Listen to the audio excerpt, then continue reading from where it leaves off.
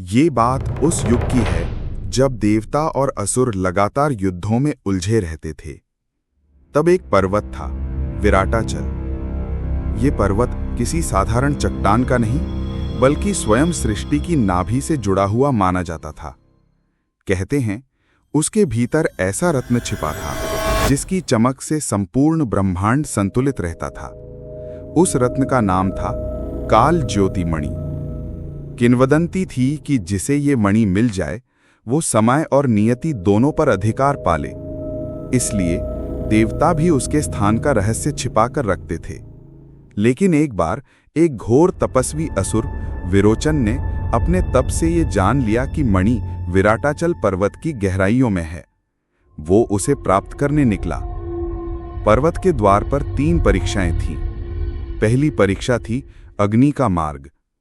विरोचन को धधकती ज्वालाओं के बीच चलना पड़ा। उसकी देह जलने लगी, परंतु उसने अपने मंत्रोच्चार से अग्नि को नियंत्रित किया और आगे बढ़ गया। दूसरी परीक्षा थी माया का भ्रम।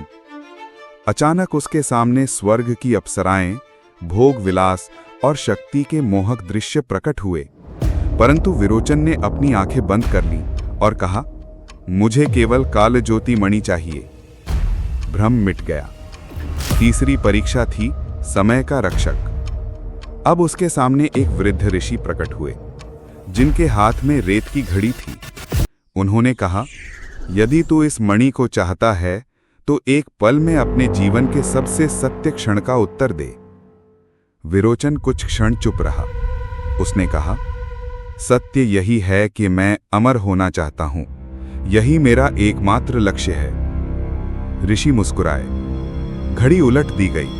तभी पूरा पर्वत गूंज उठा और विरोचन के पैरों के नीचे जमीन दरकने लगी। आवाज आई कि जिसने अपने सत्य को केवल स्वार्थ में बांधा वो काल का बंधन झेलेगा। विरोचन चिल्लाता हुआ धरती के गर्भ में समा गया। आज भी कहा जाता है कि विराटाचल पर्वत की गहराइयों में उसकी चीखें गूंजती हैं और कभी-कभी रात के तीसरे प्रहर कोई अनजान साधक उस मणि की चमक को पर्वत की दरारों से झिलमिलाते देख लेता है।